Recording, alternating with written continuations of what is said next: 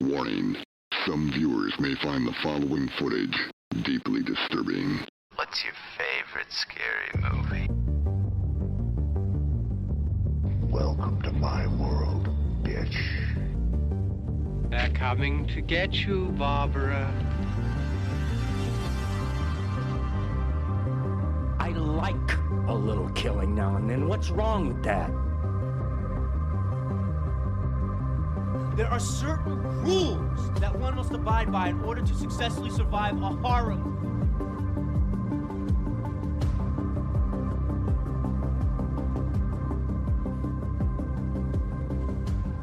Yeah, so I'm not gonna lie, fellas, I'm a little nervous about this one. Really? Yeah. More than the other ones. It's just me. It's just a me thing. I think once we get going, start watching it, it'll be fine. It's a lot of fun. Yeah. It's got some scares in it. I'm not gonna lie. Yep. It does have some scares.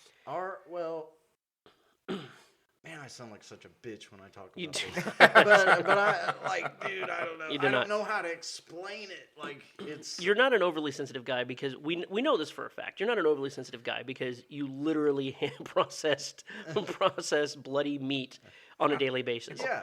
You're a butcher. Doesn't Like, bother me at all. Yeah. He does it all the time. yeah. Whatever. We know. Used to do it all As the in time. fucking never. As in me. That's what I do. That's what I do every day. Yeah, the way I process meat is I'm like, Evan, you gonna do the production? Yeah.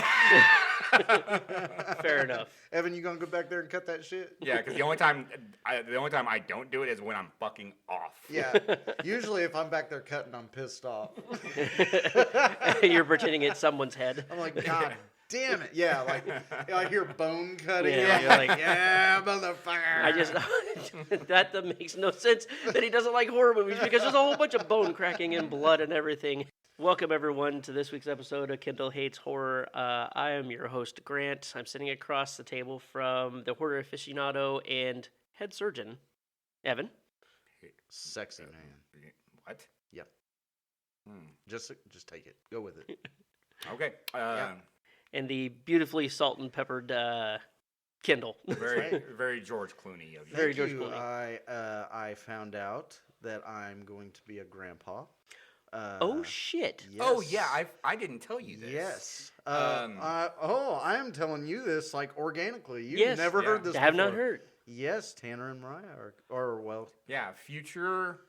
they are Well- going to have a baby. Wow. Now I Yes. don't feel like a jackass because I asked one day they were over here and I said they were talking about kids and I said, yeah, when's that going to happen for you guys? And she's like, well, some people can't have kids. And I said, motherfucker, did I really just make a kid joke to someone who's bearing? It was hard for them, but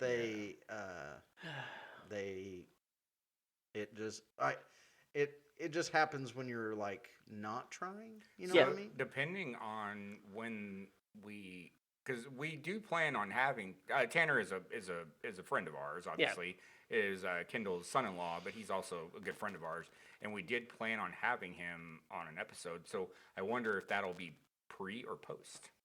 I believe, well, unless she has the fastest, gestation period, I believe it is in about 14 weeks. So probably, he'll probably still be here. And then, yeah, it's a good thing we're getting it in now because R.I.P. Tanner's free time. Yeah.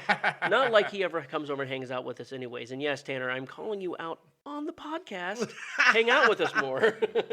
Wild. Yeah, wild. Well, congratulations to Tanner and so- Mariah. Yes, and so I will be a 36 by the time the baby gets here. I'll be a 36-year-old grandpa. Wow. Ain't that the shit? That's a kick in the head is what that is. Yeah, so I can be that guy that sits out on my porch now and be like, get off my lawn, because I'm a grandpa now. Yeah, you know? yeah, you can. You can. Have you ordered your cargo shorts and knee-high socks already? No, it's still pretty soon. Okay. So I've got plenty of time. Okay, well, that's good. Yeah, and and reminisce on my life and That's great. But in addition to that, we're going to be reviewing. Get Out. All right, Get Out. For, Now that was an instruction. Get out. Get out. It was released on February 24th of 2017. Happy Valentine's Day. Yeah. I know it's a little belated. Yeah, written and directed by Jordan Peele. In case you don't know who that is, Key and Peele. Yeah. You ever watch that show? I did. He does the Obama impersonations. He does the Obama impersonation. Yeah. Yeah.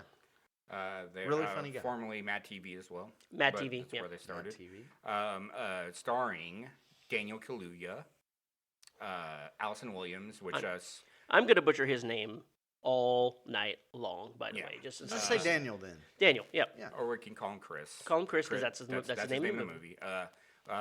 Horror fans out there will recognize Allison Williams. She was in Megan. Yep. She plays Rose. We have the mom. two great character actors in this movie as well. Actually, three. We'll talk about the third one, but two that actually have main roles, which are Bradley Whitford and Catherine Keener. And Catherine Keener is amazing in They're this movie. both fantastic in this movie. I love both of them. Both Bradley arguable. Whitford's been in a bunch of metric stuff. fuck ton of Yeah. shit. He was in Vicious Babysitting. He was B-Rad. He was. Oh, does he have a license plate that says "so cool"? He was also in a movie we will probably be doing in the podcast at some point, Cabin in the Woods. Cabin in the Woods, and he was Yeah, he's great in that movie. awesome in that movie. But yeah, and then also we have a little sort of cameo, but he's not. I mean, he's not in the movie very much. But Office Space fans will remember Stephen Root. Yep. Because he is in this film. He played Milton and Stephen. Yep. He's in this? Yeah, he is. Absolutely, he sure is. Shit. Yeah. He still has not found his stapler. Yeah, otherwise known as Bill Dauterive. I'm gonna burn down the building. Yeah, he played Bill in King of the Hill. He did the voice for. Yeah, Bill. yeah, Really? yeah. He did the voice. Yeah, I forgot about that. I've learned so fucking much Yeah. on this thing. Yeah. Well, this is this pod. That's what this podcast is for. Is Yeah, for is learning. I'm learning so much. Yeah, and I think we are ready to debut a brand new segment that I hope sticks around forever. Yeah.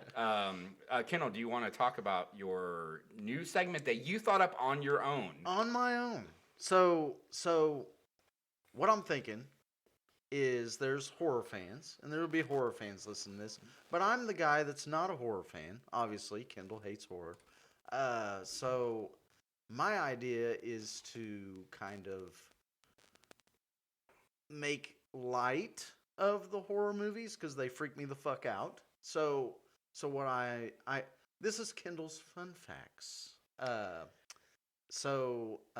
gonna go through and read the scary rating of the movie, what other people thought, or how the internet perceives this as a scary. How scary Where they put it on the is, scary or- meter. Yeah, scary meter. So I think through the people that are like me, you need to perceive the words that people use to your advantage when watching scary movies. So this says that it's a moderately scary movie, which doesn't freak me out too bad. Okay. And it shouldn't freak anybody else out too bad. It doesn't seem that bad. But then it goes on to say it leans more towards intense than overly frightening. I would agree with that assessment. So, and this is when I get back into the shit where I'm like, okay, I feel kind of intense all the fucking time anyway. So like we're gonna add more intense to. So anyway, but frightening, I'm good with it not being frightening. I'm good with it being intense, kind of more of a ride. Yeah. So going into this, I feel okay from what I just read. That's okay. That's okay. That's fair. Yeah. And my favorite fun fact that I found about this movie was the Jordan Peele was he basically was motivated to do this movie, inspired. Thank you, Evan. To do this movie by a Eddie Murphy sketch that when he talked about like how like white people when they are in a scary situation, they don't leave. They're just, they fucking hang out. Yeah. If you haven't seen it, check it out. It's really fun. But yeah, I think that is a great segment to do every week. Also, I want to. We talked about this earlier. Usually at the end of the pod we do your ratings, like your star ratings. Yeah. I want to amend that and maybe make a change. Okay. Let's do Kendall's Scarameter. Okay. Yes. But yeah, I figure we can figure out, your Scarameter from, for babies, and then holy shit, I shit my pants. Yeah. Yeah. It can go from suitable for your child to a Serbian film. Yeah.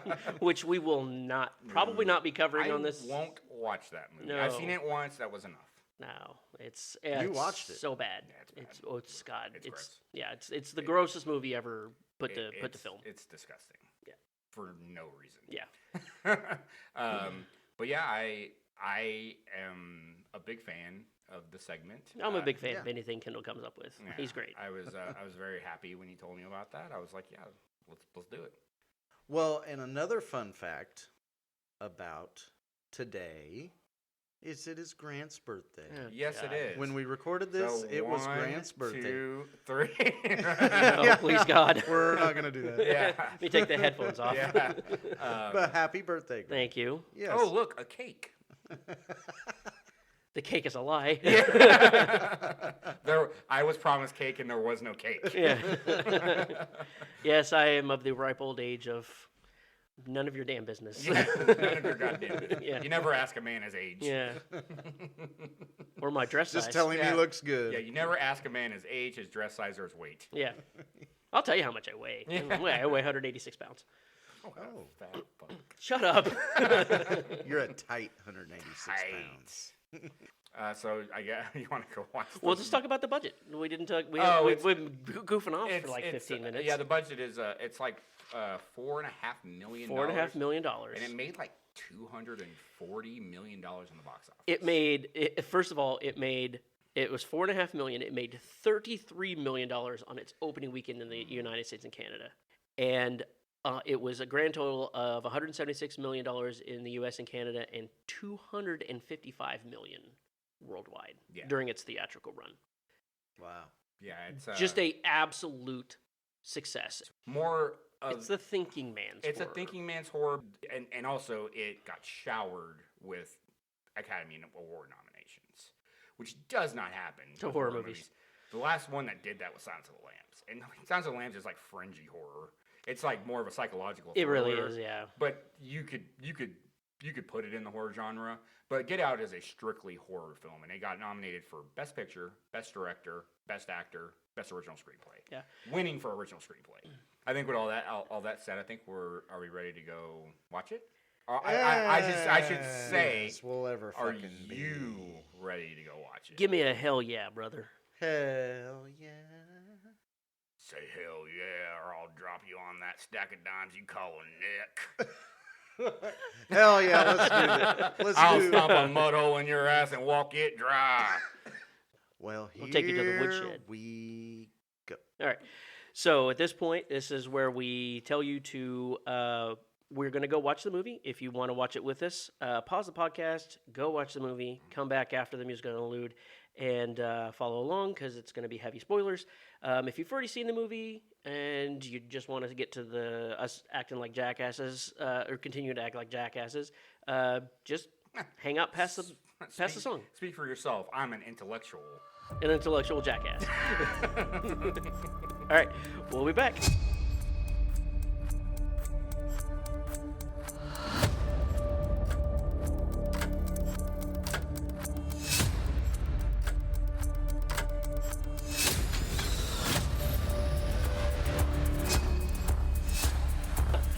And we're back. Kendall has watched Get Out for the first time. I did. It's a thinker, right? Wow. I'm still thinking. Yeah, it's got a very deep message. Yeah. Yeah, Gotta- it's wow. Jordan Peele's directorial debut was that hit. Like people consider. I mean, like it's like 98% of critics that reviewed it for Rotten Tomatoes said that it was like perfect. Yeah, it had 100% for a while. For a long time.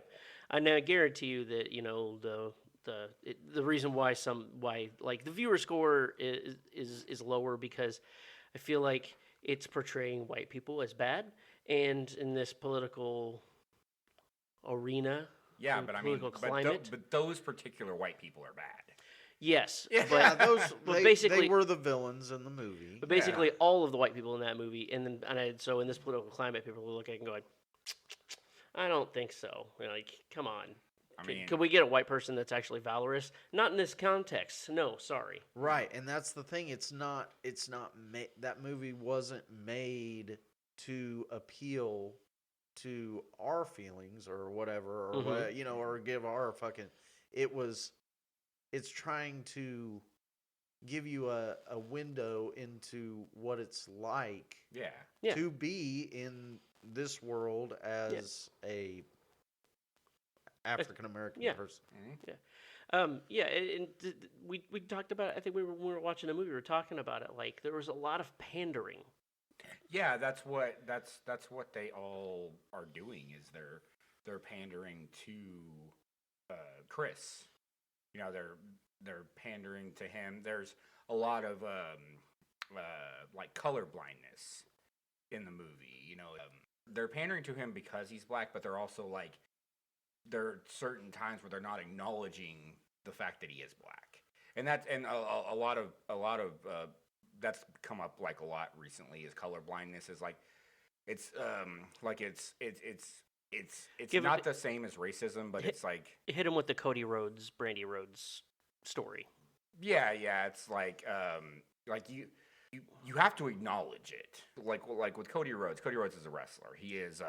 He's married to a black woman, and it's always gonna be a thing in their relationship is the fact that they're a biracial couple. Yeah. Right. It's never gonna go away that they're a biracial couple. But you Well, he specifically said, like he was talking to her, and they were talking about the feelings of it, and he said, well, I don't see color, and then she replied with, well, then you don't understand me. yeah. Like, it's not something You can't just say that because it's just not true. Yeah. It's just Right. it's you might feel that way, like deep down, and like honestly feel that I don't see any colors. Like, well, then you don't see me. Yeah. Right, because it's You have to acknowledge it. yes, it's You know what I mean? I don't know. It's not. Acknowledging somebody's culture is not being racist or anything like that. Nope. It's acknowledging the fact that they have another culture, Right. and that's a lot what the family in Get Out do is they either super acknowledge his race where it makes him uncomfortable, Yeah. or they don't at all. Yeah. Yeah, and especially with Rose, that's like her whole thing. Is like it doesn't matter that you're black, and he's like, well, it does matter that I'm Yeah. black. Right at the beginning when he asked, well, did you tell your family that I'm black? And she's like, no, why would I? Well, because it's kind of a shock. I mean, it will be kind of a shock. And I'm not saying that, I personally, I wouldn't tell my dad until I walked her into the room just because I'm waiting for him to have a heart attack. But, it is what it is. Yeah, I mean, like I said, with my mom, I wouldn't either. And then if she said something about it, I'd be like, well, I don't fucking care what you have to Yeah, think. exactly. You know what I mean? That's kind of how I am. But also, my mom's side of the family is racist. Yeah. Like it's why I don't really congregate with them at all. Yeah. Is because of that. So, Same with my father, yeah. Yeah. When we're talking about Bible Belt Texans and Oklahomans here. yeah. So. So they, it is what it is. I'm not that way. I wasn't raised that way. So what this movie has to say. I mean, it's like it's colorblindness. It's also like it's systemic institutional racism, which is exactly what happens in that movie. It's not out and out. It's not like fucking watching Mississippi Burning and it's out and out racist. Right. Yeah. Yeah. It's subdued, and it's done through the institutions. So they were doing the quote unquote bingo. Yes. They staged that to look very much like a slave auction, right? Like an auction. Yeah. Yeah. Yeah, a silent slave auction. Yep. So, that's again it's part of the message. Like they were selling Chris Yes.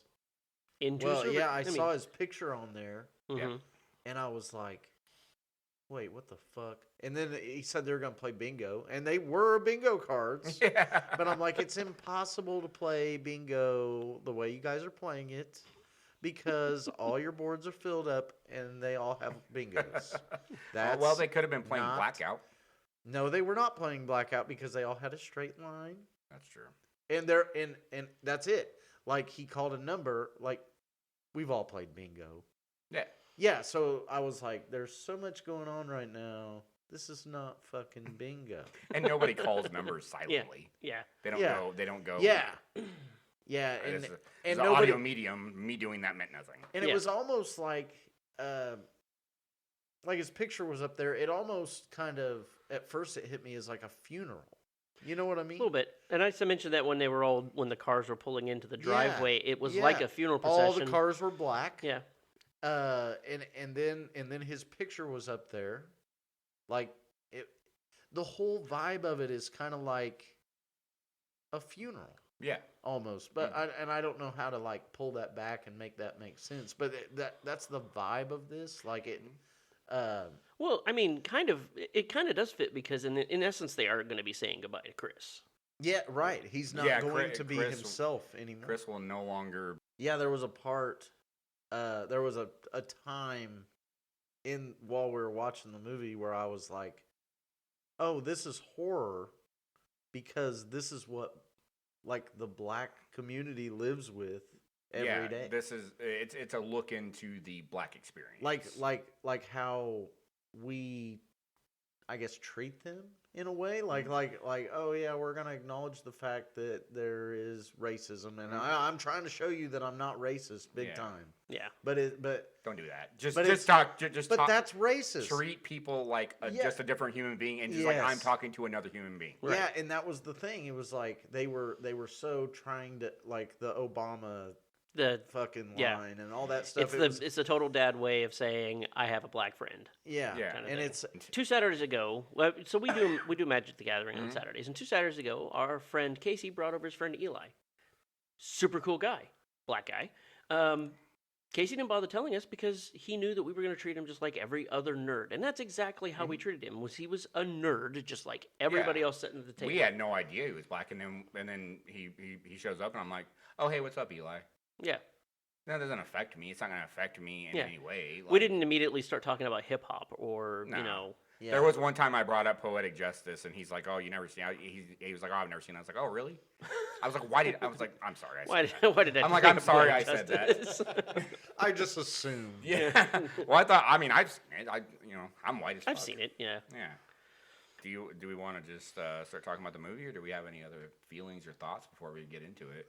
I mean, there's all kinds of feelings, but I don't know how to really talk about them that makes sense. Without talking about the actual, like, the movie itself. Yeah. We can get into the other stuff. We have no thoughts in my head that this is going to be a short podcast, because there's going to be some stuff that we want to talk about, like deep stuff about this movie. Yeah. I don't know how funny we're going to be in this podcast. Well, I mean, there are some funny things. Thankfully, we have Rod to provide us with the comic relief. So yeah. But yeah, we can get into it because we start the movie. We're with a gentleman. We don't know. We don't know who he is. We don't know who he is, but he's just kind of walking down a street, and he's talking to somebody on the phone, trying to figure out where he's going. I think he's going to meet somebody, and then a car drives by him, flips a bitch, and then comes back. A distinctive white Porsche. Distinctive white Porsche. We don't know. We don't see who's in the car, and then he's like, "Yeah, I'm getting the fuck out of here." And then a dude just pops out of nowhere wearing a fucking Knight's helmet, and fucking chokes this motherfucker out and throws him in the trunk. That's how we start the movie. That's before the credits, anything like that. Before the title card. It just really got into it real quick, and I was like, "Oh, all right, this is how this is gonna be." That sweet fucking score in this movie is just. Ooh. Oh yeah, and it was I was like, "Well, thank you for the nice upbeat kind of music." The other music that was playing in his car. It's like, "Run, rabbit, run, run, rabbit, run." Yeah. I don't feel like. I don't feel like dying now, because that was creepy as fuck. I will just say that part. It just starts off with just creeping you the fuck out. Yeah. Cut after the credits. We cut to Chris's apartment, where we meet Chris and Rose, his girlfriend. and they are getting ready for a trip to go see Rose's parents. Chris has some apprehension. He's like, "Did you tell him?" Yeah, you can tell that he's nervous about it. Yeah, he's like, "Did you tell him that I'm black?" And Well, he understands the gravity of the situation of like dating a white girl as a black guy. You're gonna encounter basically they're encountering. I'm assuming that Rose's parents are like boomers, probably in that. I would assume so. Yeah. They're older, yeah. Yeah, and not as accepting of progressive views as later generations and Yeah. stuff. So he knows that it's going to be a shock to the system. Yeah. He knows it because he's probably lived it. This isn't the first white girl he's ever dated or whatever. Yeah, that's true. We don't really know much about Yeah. him. We get some things about his past, but nothing about like that. Mhm. And then they're kind of talking through it and stuff like that. And she, of course, says, my dad would have voted for Obama for a third term. And he'll tell you that. And he'll tell you that. And then we kind of just cut to. So she was doing it too.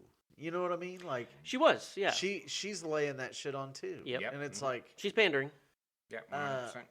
and this is somebody, and that's almost a hint too, kind of.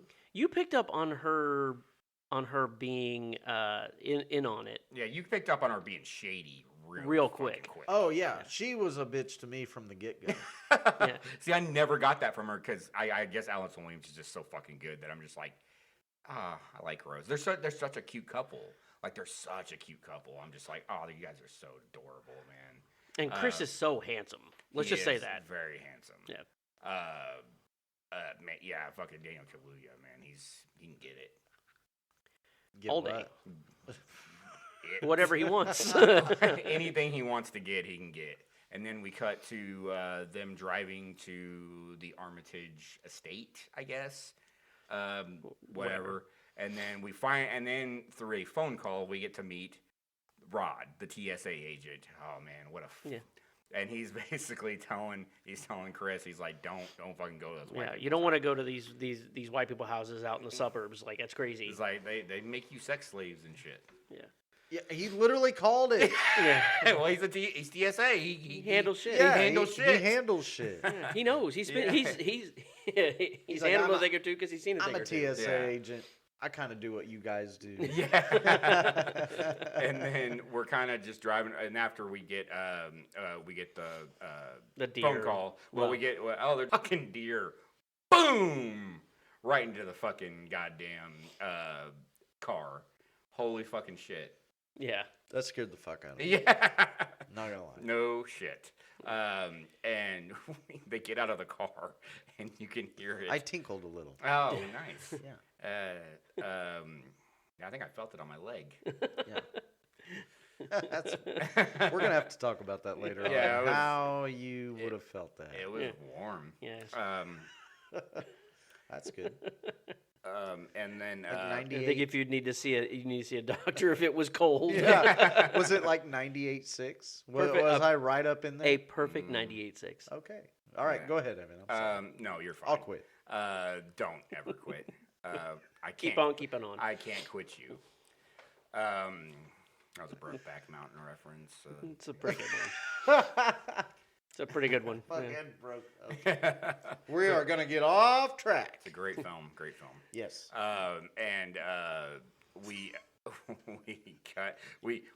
they get out of the car, and obviously they realize that they've hit a deer. You okay over there? It's a great film. Yeah. It's a great film. Why can't I quit you? So we can hear the deer like dying in the woods, and Chris is kind of getting closer and closer to it, and finally sees the deer, and it's already passed. I think it by that had passed by the time he saw it. point. And then we kind of cut to the cop. Yeah. And this is more pandering because everything's cool with the cop up until he asks for his license. And you notice that Chris doesn't have a problem handing it Well, over. it's also the fact that he doesn't. He knows. He how knows. it is. He's like, look, I don't want to make a big deal about this. Right. Let's just let's just get this over with so he can go. But she panders and is getting in the cop's face like, you have no reason to get his ID and you have no blah blah blah. No, fuck this. We know it's because you're racist and everything. And Whereas Chris he wasn't taking it. Chris like is that like at all. Chris is like, hey man, here it is. You know. Well, it's also because of the fact that he doesn't want to look. If this guy is like that, I don't want to escalate the situation. Right. Or could that be more foreshadowing? Because she didn't want the cop to see his ID and his name on there and because she knows he's gonna go missing. Oh, that's a good point. Interesting. I never thought about that. But before. I mean, yeah, the racial undertones are there. But because you could take whatever you want from that cop, right? Because you could also be like me when I first watched the movie. I was like, man, fuck off, dude. Just. Like, you could kind of see is like, oh, is this going to be a racist cop? Right. Is it going to be that? It come off as she was worried about that part of it, but I think she just didn't want the cop to see his ID. That's a good point. That's a very good point. Because she knew that if Chris just disappeared, Rod would be, he'd put out like an APB. Yeah. She knew that he had people back in the city that cared for him. So when his name came up, that cop would be like, "Oh yeah, I saw that dude. Yeah, I saw him with her, and they were headed to that place. Yeah, they were in an accident. Yeah. And then we cut to the house. Yep. Man, what a fucking house! It's not as big as I would expect it to be from quote unquote old money, but whatever. It's a modest house. I mean, yeah, it's not the house in it's Ready. the grounds. It's not like the Ready or Not. I would live there. 100%. Yeah, I would live. But it's all about the grounds. And after the tour, Bradley Whitford, said he's like, check this out. And he opens the back door. Yeah. Boom! You got this like expansive like yard and all this other stuff. And he's like, oh, we got total privacy. And there's houses across the lake. Yeah. Foreshadowing. And we meet Dean Armitage. Dean is a neurosurgeon, and that Missy is a psychiatrist. Psychotherapist. Chris says hypnotist. She's a therapist, and he goes psychiatrist really because she has her office in the house, and he makes a point of like, oh, there's you wouldn't believe how many fucked up people there are here. Just as much as there is in the city. Yeah. And this all takes place in New York, by the way. Yeah.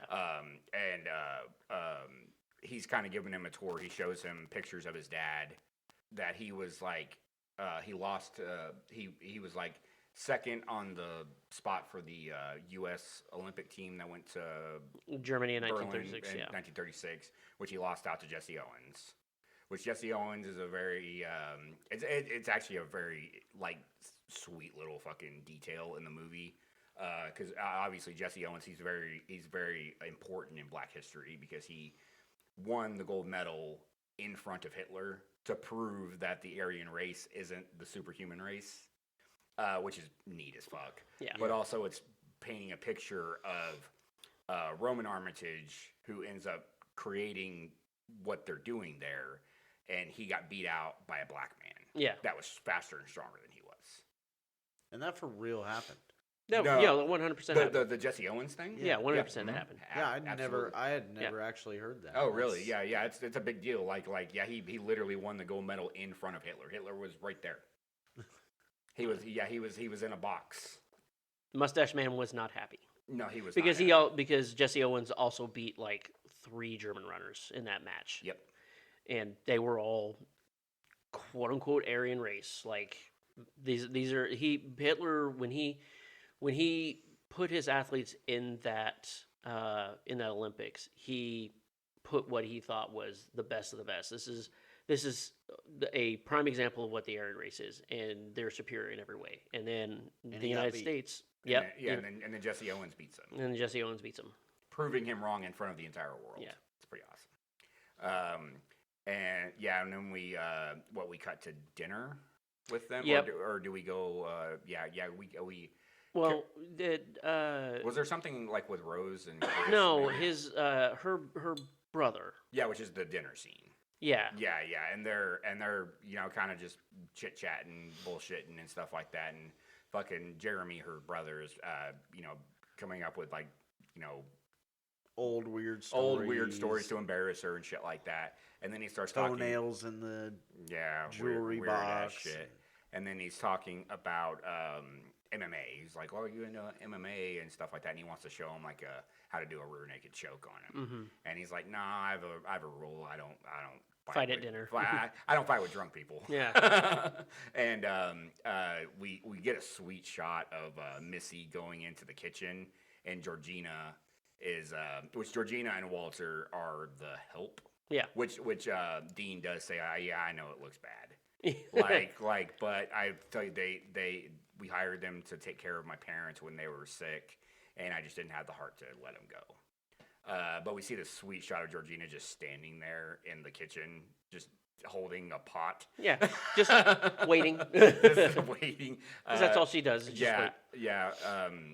And we also missed the one thing I forgot we need to talk about was they were sitting outside. Rose, Chris, Dean, and Missy were sitting outside having some tea, and this is when they find out that Chris was a smoker. Yeah, because he's kind of fidgety, and he's like man, you can tell he's like, fuck, I need a goddamn cigarette. This is way too much shit. Yeah. And Dean tells him, he's like, oh, you a smoker? He's like, yeah. And he's like, oh, you should have Missy take a look at you. She does like hypnosis and stuff like that. And he's like, I'm not into that. And Dean's like, I don't know. I was a smoker for 15 years, and now I think about having a cigarette, and I want to puke. And he's like, I'm good. Yeah, I'm all right. Yeah. I'm set. Yeah. But yeah, with the dinner scene and you know, like Dean kind of gets on to Jeremy and says like, all right, dude, let's just enough and stuff. And they go to bed and Rose is in her underwear. Like, oh my God, can you believe my dad? He was my man. Man, I've never heard him say that ever in my life. and then she's like, what about my brother? Like, he tried to fucking choke you out during dinner and stuff like that. And he's just like, it is what it is, man. It's not that big a deal. He's such a chill dude. He's really like, yeah, there's shit that happens in that movie that I would have been like, nah, dude, I'm out. Yeah, I am straight. I'm gone, and it didn't even phase him. The Jeremy thing would have been my red flag. I would have been like, yeah, I'm out of here. Yeah, the motherfucker touched me. Yeah, he put his hands on me. I'm not down with that. Yeah, don't fucking touch me. But and then Chris kind of has like almost like he's laying in bed, and I guess he was thinking about the deer or something like that, and he's like, fuck this, I need a cigarette. And then he takes the stuffed animal and turns it around. And then during the movie, I was like, stop looking at my dick. And so Chris goes outside to have a smoke because he needed a fucking smoke, like bad. Yeah. He was like, fuck this, I need a cigarette. These people are fucking weird. Yeah. I'd have had a whole pack at this point. Yeah. So he's outside getting ready to smoke up, and then Walter just starts fucking sprinting at this. That's what I'm talking about, dude. Like that part, and he's just like looking out there, like, what the fuck's this dude doing? But he's in a full run, like he's gonna tackle him. Yeah, like he's just sprinting towards Chris, and then he just turns. Yeah. Now what? Okay, so what did that mean? What significance to the story or the movie or the plot? The only thing did that mean? The only thing I can think of is that there's a possibility that, I mean, these motherfuckers got to sleep sometime, right? Well, they tell them all the time, I want you to go get some rest. Yeah. So I wonder if, like, when they're asleep, if there's part of the person that's in there that can take over a little bit, but then, I don't know. I honestly don't know the significance of him sprinting at him and then just turning. It was just made to be kind of terrifying. Possibly, yeah. It was made to be like, hey, this is scary. And then because he sees, because that is kind of the first scare. That's the first. In the movie. That's the first big scare. I would think that, or like obviously the deer was a big jump scare, and then probably the Georgina standing in the kitchen was like, the fuck? Because you go from him running, and then it just goes, and then Georgina's in the window. Yeah. And you're like, and she's adjusting her wig. Yeah, she's sitting there. She's like playing like, oh man, I look really good. But at that point, I didn't catch that. I didn't know it was a wig. I thought she was just fixing her hair. Yeah, and And then she kind of Beautiful hair, by the way. Yes. Yeah. And then she's startled by something, and she walks away. And then Chris goes into the house, and Missy is sitting in her office. Oh, fuck that part. Yeah, and Chris goes in and sits down, and she basically tells him, "It's like, you want to know how I do it, don't you?" And he's like, Not really. "Not really." And she starts asking him like really fucked up questions about his mom, because we find out that his mom died. Yeah. She was involved in a hit and run accident. That Chris, when he was a kid, was watching TV while it happened, and he kind of blames himself because of the fact that he didn't call the ambulance in time. Right. And he's always blamed himself for his mother's death. Well, Because- when she never came home. Yeah, she never came home. He could have said like. Well, he said that he blamed himself because she asked what he was doing, and he was watching TV, and he's like, "What happened when she didn't come home?" He's like, "I just kept watching TV instead of because if I turned the TV off, it became real." It became real, which is like, ugh. It's so fucking- absolutely what a 12-year-old would do. So goddamn real to me, dude. Yeah. Like, fuck, man, that's terrifying. And then she starts asking him about his smoking. It's like, "Do you smoke in front of my daughter?" And he's like, he like kind of like smirks and laughs it off. And she's like, "You can't do that in front of my kid, man." And then she starts swirling her tea around in her little cup. This part right here was the most uncomfortable I was through the whole movie. And you like, see him, like fuck that. Dude. and he's she's taking him back to the day that had happened with his mom, and he has like tears coming out of his eyes while he's telling her what happened. His performance in that in the scene is just great. I think that's what got him the Academy Award nomination, is that scene right there. Yeah. He's so good in that scene. And he's just still. And then he looks at her and he's just like, I can't move. And then she tells him, "Now sink to the floor," and he's in the sunken place. Yeah. That I fucking love that shot so goddamn much. It's so good. Oh man, it's like the sunken place. It's like almost like outer space, but like also deep sea type of thing, because he's kind of just floating there.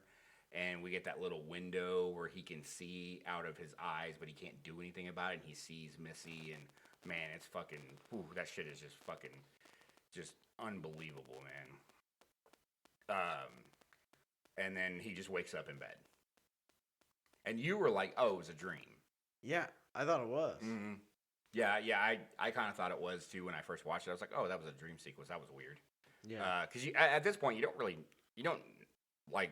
You have no idea what's going on. What's the horror of this movie? I don't get it. Like, because you don't really understand it until like the last 20 minutes of the movie. But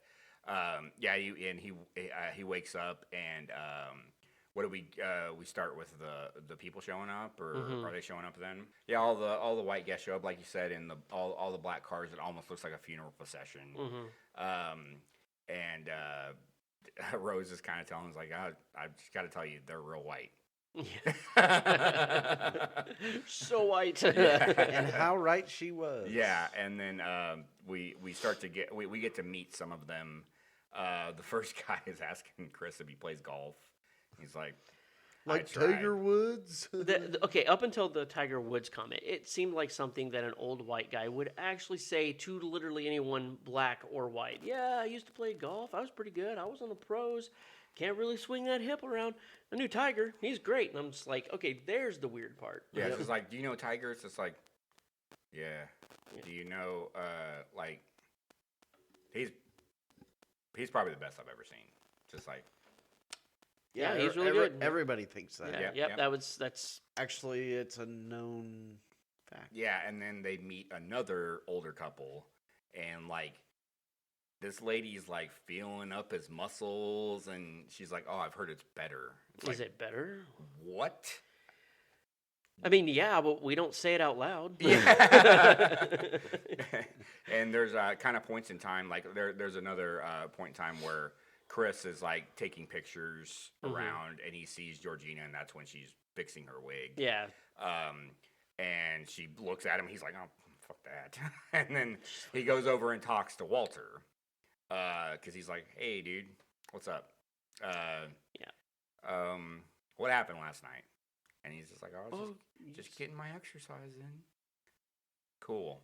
And then he starts getting real weird about Rose. About Rose. He starts talking about, she's just the cream of the crop. She's quite a catch. Yeah, she's fucking. I was like, okay. Okay. And then we meet more of the white peoples. One of the guys is like, "Oh, black is in fashion." Yeah, the Colonel Sanders looking. Yeah. Yeah, he did look like Colonel Sanders, didn't he? Yeah, he did. A fat Colonel Sanders. Yeah, and then Colonel Sanders that ate all of his chicken. Yeah. Chris goes over and talks to the first black man he's seen that he doesn't think is weird yet. Yeah. And he still goes over and talks to Logan. Logan's got a very great hat. Yeah. He's super cool. Just. I want a hat like that. Oh yeah, what's it like a fucking? It's a straw hat. It's a straw hat. Yeah, it's a straw hat. Straw Yeah, hat. it reminds you me can get those of at like, Walmart.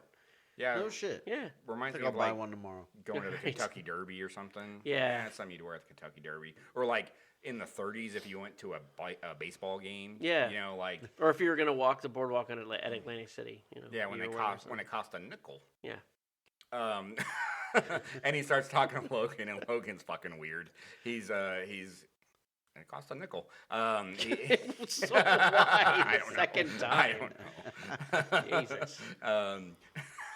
But he starts talking to Logan. Logan's real fucking weird. He's got a lady with him, like That's like way older than he is. Yeah, like Logan's a pretty good looking guy, and like this woman is not. And she's latched onto him, so you obviously know And that they're in some sort they're of together. relationship. And before that, Chris is kind of trying to be like real with him. He's like, oh man, it's really nice to see a brother around here and stuff like that. And then he tells the old lady, he's like, he said that he felt really comfortable when he met me. It's like, bro, Like he's bragging a little bit. bro, that was meant for me and you, not for anybody else. That was an us conversation. And see your way out of it. That know why I didn't said work. Well, it's because it's an A/B conversation. See your way out of it. Yeah, that's why I said it, because it doesn't work. It's funnier. But it doesn't work. Yeah. So. Yeah, and then is this? Well, you missed the best part. He's Oh. like, he goes, "Thanks, brother." And he puts his hand out for a fist bump, and the guy just grabs a hold of it instead of completing the fist bump. Yeah. Which I love doing to people. Like that's my Yeah. favorite thing to do to anybody. Like if they ever try to fist bump me, I just grab Well, it. there's also the snail and the turkey. Yeah, Or you just punch the fuck out of their hand. that's what I do most of the time. Bloody Knuckles. Remember playing that when you were a kid? Oh, Because for sure. one of the guys that used to work with us, he would always try to fist bump me, and I would just punch the fuck out of his hand. Yeah. Snail. Turkey. And this is when Chris goes upstairs He goes upstairs to because go he wants to talk because he wants to talk to Rose. Rod, and then he goes upstairs. It's a party, right? There's Yeah. fucking commotion. He goes upstairs as soon as he hits that top step. Silence. Yeah. And they all look Oh upstairs. yeah, that was Yeah. so weird. And he goes over and finds his phone, and it's been unplugged. Yep. His phone's dead. Rose comes looking for him. Yeah, he tells Rose about Walter, and she's like, "Oh, so you think he's jealous? So you think I have a chance?" He's like, "Oh, you got jokes." Oh, you got jokes. You got jokes. And he So I thought that it was, like you say, I've been on to Rose's ass this whole time. you didn't trust her from the jump. I was like, oh, it's that bitch unplugging his phone.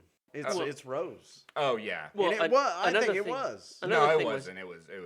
It She was admitted to it, but I No, don't Georgina think, did. I know, but I don't think she did. Another thing is that he's bringing these oddities to her attention, and she's completely dismissing them, making jokes about them. So like, Yeah. she's leaving him on an island.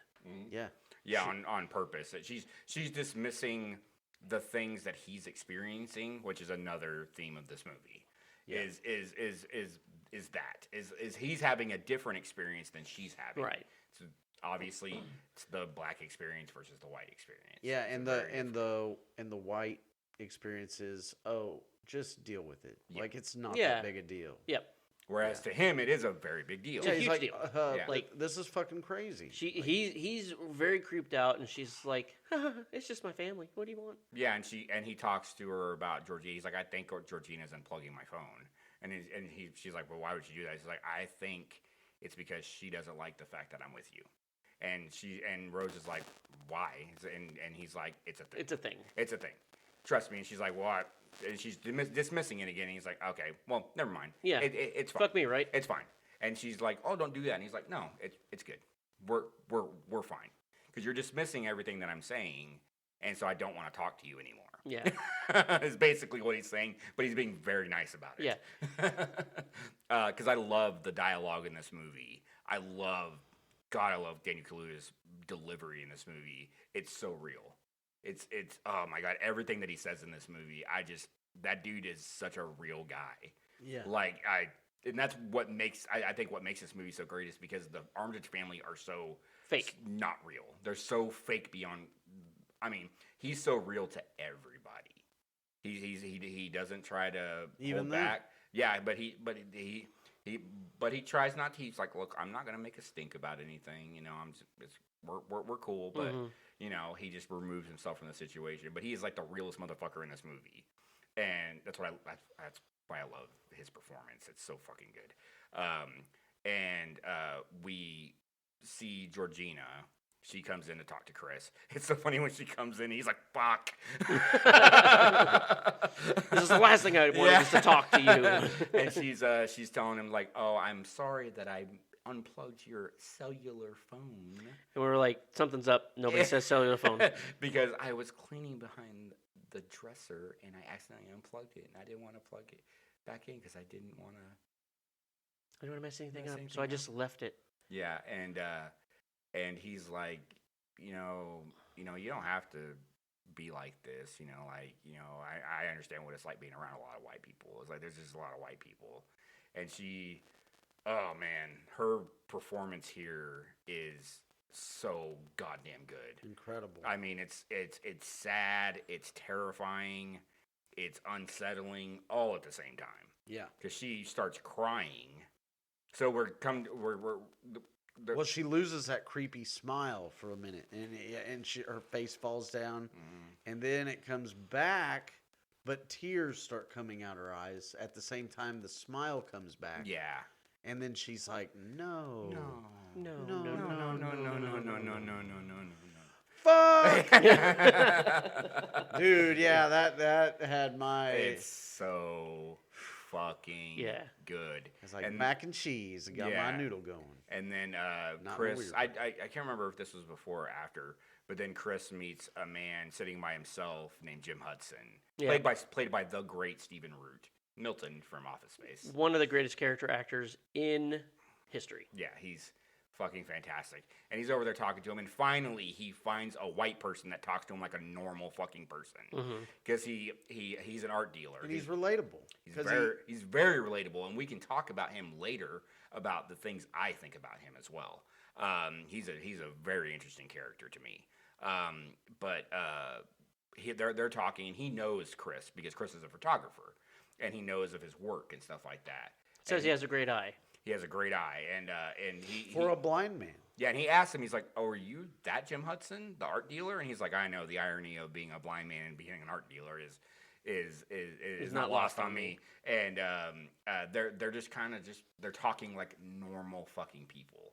Yeah. The one thing that Chris has wanted this entire time that he's been there. He hasn't even had a normal conversation with Rose since he's been there, but he finally gets a normal conversation with this stranger that he's heard of. Yeah, and he's talking about, like, you know, it's a sick joke that, you know, one day I'm developing pictures in a dark room, and the next day I wake up in the dark.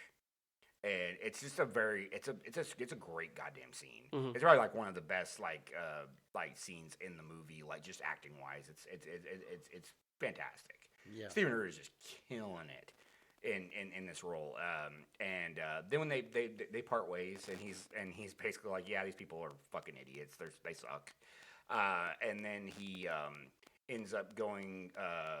And then later on, they come back downstairs. And this is when Dean is introducing them to a lot of the other people around, and he's like this person.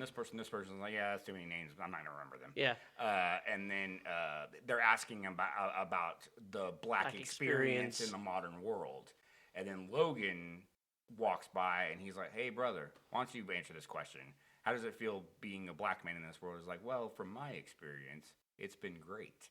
Blah, blah, blah. He's like, yeah, and Daniel Kaluuya's like, okay. it's not great. And he has this, and this whole time, Daniel or Chris has his phone out, and he snaps a picture of him. Yeah. But the flash was on, and he. I like how you just used a visual aid in an audio medium. I know. For those not paying attention at home, he picked up his phone like he was demonstrating what he was doing while we're recording an audio format. Continue. I'm not smart.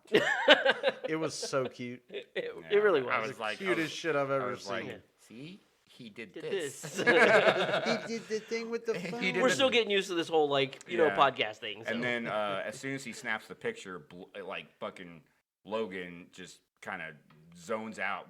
Blood starts dripping from his nose, and he starts just screaming at him. Do you notice at any time that anybody has that moment in the movie where if you look at their eyes, it's almost like a star pattern in their eyes? Yeah. It's so awesome. It's the star, like the space scene from when they're in the sunken place. Yeah. And it's in there. You can see it in their eyes. Yeah. It's neat. Yeah. It's neat. And he starts yelling at him. The title of the movie. Yeah. Get out. Get out. Get out. And we cut to Dean explaining to him, he's like, yeah, he had a seizure. Sometimes with seizures they get aggressive, and but I think he's doing okay now. And Missy had him in the back room, and then Logan apologizes to everybody. After all of that, Logan and his wife, I guess. Yeah, we'll call her wife. They leave, and Dean says, "Well, join us out in the yard for sparklers and bingo." The whitest shit ever. Yeah. That's what you said during the movie. It's like, that has got to be the whitest thing I've ever heard. Yeah, sparklers and fucking bingo. Hopefully they didn't light all of the sparklers at the same time. No, yeah, I hear that's a bad thing. Bad thing. And then we cut to Rose and Chris kind of sitting by the lake, and he is telling her, it's like, yeah, I kind of just want to go. Like, I just want to leave. And she's like, well, you not with me, though, right? And he's like, whatever you want to do. And then he kind of breaks down to her and kind of explains everything with his mom, like everything that happened. Like what we talked about is that he felt like I could have done something about it. And she's explaining to him, it's like, you were a kid. Like, you can't blame yourself for that. And that's when he says, he's like, I couldn't turn the TV off because when I turned the TV off, it became real. And then while this is happening, intercut is the game of bingo, I guess. Silent bingo. It's a fucking great shot where Bradley Whitford is kind of just making like numbers with his hands and stuff like that. And it pans out and we see a picture of Chris right next to him. Yeah. And everybody is putting up their bingo cards. And what we come to realize is a silent auction. Yeah. They are bidding on Chris. Yeah. We don't know for what, but not at the time, no. Not at the time. But we're like, oh, okay, this is what this movie is. Oh, okay.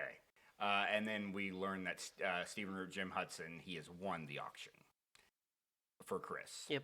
We don't know what for. And we cut to Chris and Rose, and she's like, look, if you want to go, I want to go with you. And so they say, I love you, and stuff like that, blah, blah, blah. And they're heading back to the house to get all their stuff and leave. And we see Dean, Missy, and Jeremy. Jeremy playing a fucking ukulele for reasons. Yeah, it's just creepy. Yeah. And they're going in the house, and then as soon as they go in the house, all of them kind of just follow them in. And we go upstairs, and Chris is packing all of his stuff. He sends the picture that he took of Logan, and he sends it to Rod. Rod calls him immediately. Like 2 seconds after. He's like, that's Dre. Who? He's like, who? DeAndre from the Hood. It's like, I knew that was that motherfucker. And because before that, like Chris had told Rose that I know him. It's like, he said he felt like he knew. Yeah, I felt like I knew that guy, and he was like, oh, Logan's like, no, the guy that came after me, I knew that guy. And that's when he sends. That's why he took the picture and sent it to Rod. And then Rod tells him, he's like, I knew it, I fucking knew it. Sex slaves. Sex slaves. And so he's packing up, and he sees a little tiny door. God, I fucking hate tiny doors. Tiny doors are creepy, dude. What's like, the why? point? Why are they so tiny? They're supposed to be either closets for children, or like a little play area for children. I'm sorry, be regular sized. Yeah. Or Tell that to a child. I don't though. care. Like, move the doorknob down. Okay, then fucking look. You're small. You have to deal with the fact that you're small. yeah. This is the real world. I'm not making you a door because you need a smaller door. I don't like small doors. Something might come out of them. It's to make them feel like they're grown-ups.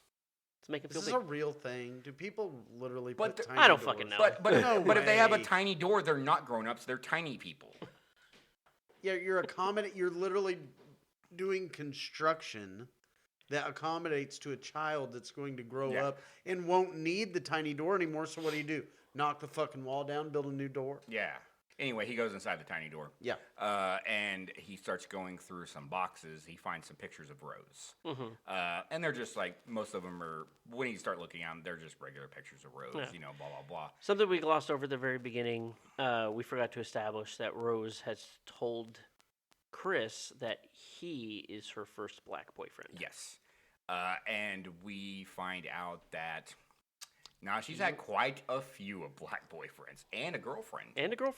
There's picture documentation of this. Yeah, and the last 2 pictures in that box are her with quote-unquote Walter and quote-unquote Georgina. Yep. As a couple. Yeah. It's very interesting. And then he's telling Rose, like, hey, let's go get the keys. And she's like, I can't find them. He's like, that's okay. Let's do it on the move. Let's do it on the move. And they come downstairs, and there's Jeremy standing there with a fucking lacrosse thingy. I don't know. And then we see Missy and Dean, and man, some of the shit he's saying is fucking terrifying. Like we are all gods in a cocoon and shit, crazy shit. Yeah, just real out of this world. And he's basically like, Rose, where's his keys? Where's those keys, Rose? And she's like, I can't find them. Rose, give me those keys. And then he finally starts yelling.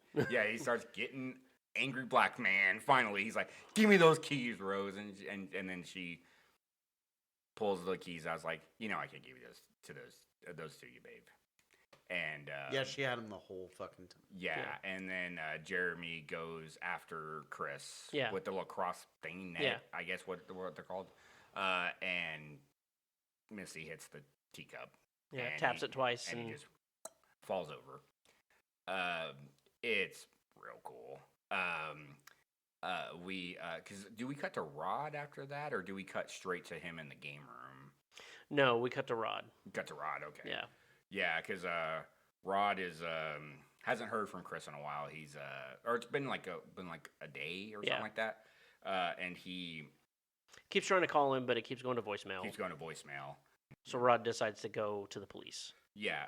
And then we do cut back to Chris, where he's strapped to a chair in a fucking sweet ass game room. Yeah. I mean, just a cool. I assume that's in the basement. I would assume. I don't know where. Maybe, I don't know. I would assume so if they're gonna have like fucking surgeries and shit like that. I wouldn't think that would be upstairs. And I think somebody would have come across that room and been like, yeah, I think so too. Are you guys doing unauthorized surgeries? Yeah, you guys doing on that? I told you not to do surgeries up here. Oh, okay. This is the fun time room, not the surgery room. Surgery room is down the hall. Yeah. But and then we get a video of this weird, like it's so weird. He's in this room, and we see like a foosball table. We see a deer head, which is neat. It's called back to the beginning of the movie. And then this fucking old ass TV from like the 50s. Hang on a second. It's not that old. Oh, really? We had one in my grandparents' house in the 80s. Oh, I mean, but it still could That have was been just old. like that one. Pretty much, yeah. The wood, the tube in the middle of this like wooden console that had And like the built-in speakers and speakers, yeah. stuff that were inside of it. Yeah. The whole thing. Well, we had one like that too, but it Yeah. wasn't. It didn't look like that one. Like it was like real long and fucking creepy.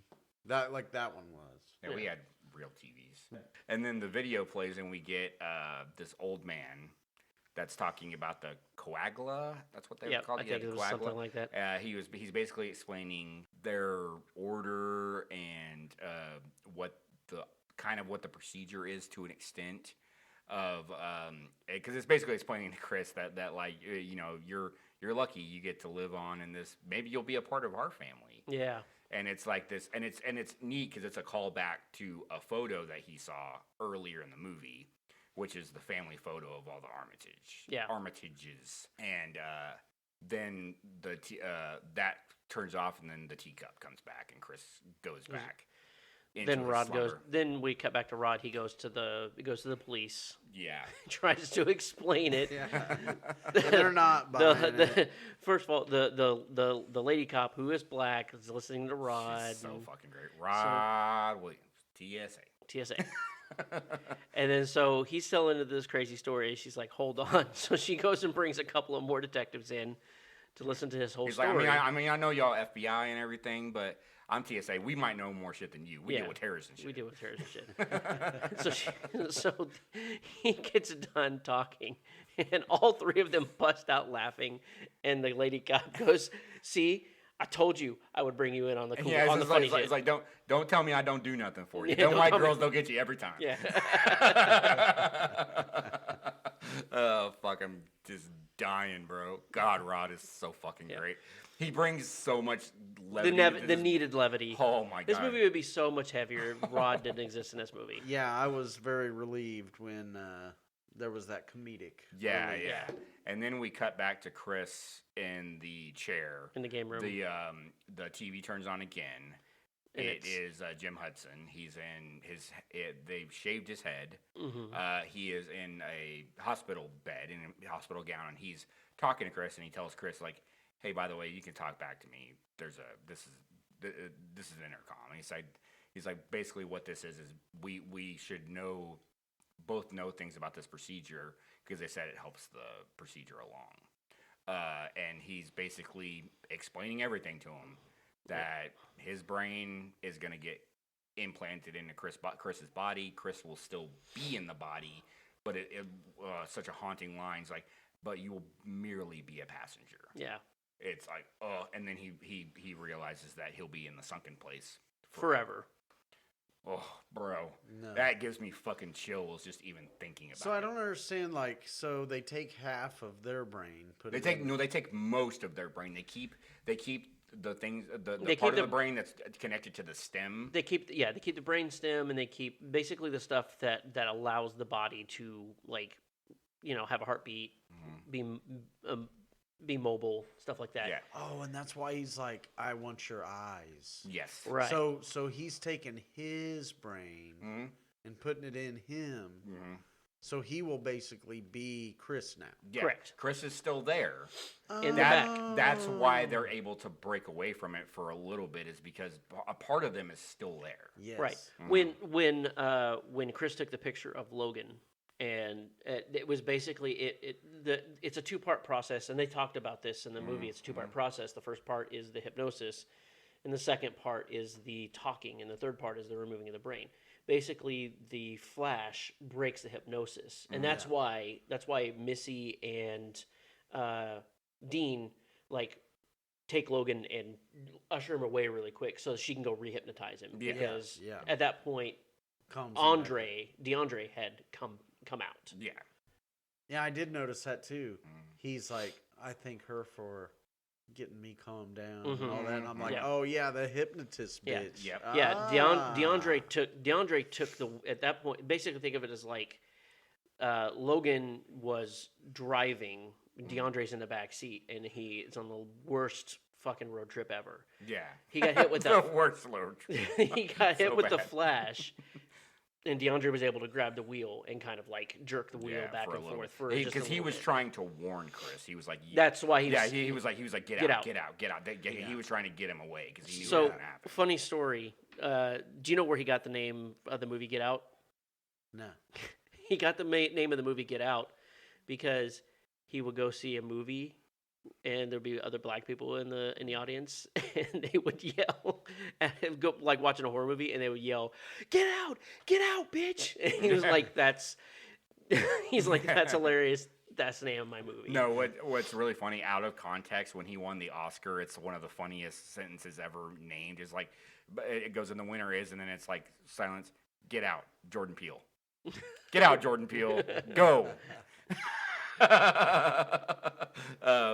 But yeah, and then so we get this whole spiel from and then earlier in the movie we didn't talk about it, but when he was hypnotized the first time, they showed him where he was scratching on the arm of the chair.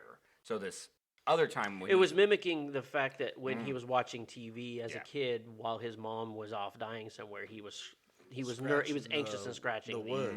scratching the wood. And so when they hypnotized him in the game room the first time, he had done that, and he had noticed that he had done that. So he starts pulling out some of the cotton, and we kind of cut away, and and do we get Rod again, or do we? Yes, this is where we get Rod, and he's like, he calls Chris's phone, and Rose answers. Yeah. And they cut back and forth. It's so good. So Rod is very emotional at this point. He's trying to figure out what's going on with his friend, and she is on the phone with him, and it's from his perspective, so you can hear her voice, and she sounds very worried and very concerned and everything. And then you cut to But her, she's a stone and face. she is completely emotionless. Like, she's putting on like it's like the greatest show on earth. Yeah. She's like going from this, like, making her voice sound very concerned, but just having no emotion on her face at all. Because I love the fact that as soon as the facade is broken, she puts her hair up in a ponytail because she doesn't need to keep the mask on anymore. I fucking love that. It's such a great goddamn touch. It's a little touch that. Yeah, I fucking love it. Yeah. Like it's so good. It's right after she says, I can't give you these keys, babe, and then she just. Yeah, she just puts that up in a ponytail. It's fucking awesome. Yeah, it helps. It's the nonverbal that helps you separate the act from the real person. She goes from being loving girlfriend to it's almost like a samurai. Like, she goes from being like, they're normally farmers, and then they're called to war, and they tie their hair up so that it doesn't become a liability in battle. Like, it's immediately identifies her as, oh, she's a problem. Yeah. And it's so funny. He's like, hold on one second. He puts her on mute, and he's like, that bitch is lying. You a liar. He's like, I'm gonna record your ass. And so I know this motherfucker's lying. So he hits record, puts her on speakerphone, and then he's asking her more about Chris, and she's like, just stop, Rod. Just stop. I know what this is all about. You want to fuck me? You want to fuck me? He's like, what? No, I don't. It's like, and then she's basically like goading him and stuff like that. And he hangs up. He's like, that bitch is a genius. Ooh, that bitch is a genius. Oh man, because he knew what she was doing. Well, she knew exactly when he put her on hold. She was like, okay. Yeah, I got to drop the act. He already knows that something's up, so I got to drop the act. And then we cut to they're preparing Jim Hudson for the actual surgery, which is up until this point is the most graphic part of the movie, and you were like, oh, this is because they cut the scalp off. Yeah, took his lid off. And you're like, oh my god, that's the graphic part, and then you're like, and then they like take his skull off, and then we cut back to Jeremy is coming in to get him. Coming in to get Chris. He has an IV bag that he's prepping for Chris, and was in a wheelchair. Yeah, and then we see Chris stand up behind him, and he's got one of those what are those fucking called? It's like a shot put. Yeah, it's like some type of. They have a name for them. I can't Croquet remember. ball? Well, they're not croquet balls. It's like, bigger than that. Yeah, I can't remember what they're called. Anyways, but he fucking just beans him. bashes the fuck out of Jeremy. Just resets him to factory standard. Yeah. Just turns him off, turns it back on again. Yeah, we're gonna put your settings back to original. And he fucking takes the cotton out of his ears. He survived by literally picking cotton. It's fucking. Oh man, this movie is so fucking good. It's a goddamn good script. Yeah. It's so goddamn good. And I don't mean that to be offensive. I mean like that's just it's an interesting thought. Yeah. Like it's kind of cool. I'll go on. So No, yeah, I get it. Yeah, like it's neat. I think it was meant to be that way. Yeah, it's neat. It's a neat little touch. So we come back to the surgery room. Dean is like wondering where Jeremy is. Why is he taking so long? This I stupid love kid. that he just takes the top of his skull and just throws it in there. Yeah, they just well, he doesn't need. Oh yeah, there's doesn't need just that a shit bucket. Yeah. Yeah, he's throwing shit in. He's Don't like, need that "I'll- anymore." I'll use that later. Yeah. Yeah. Might make a nice dish. Yeah. Yeah, and then he's looking for Jeremy. He's kind of like looking around a corner, and he looks back again, and then he looks back around, and then fucking Chris just impales that motherfucker with that deer head. Yeah, that's So good. I hear you guys talk about cool kills and all that stuff.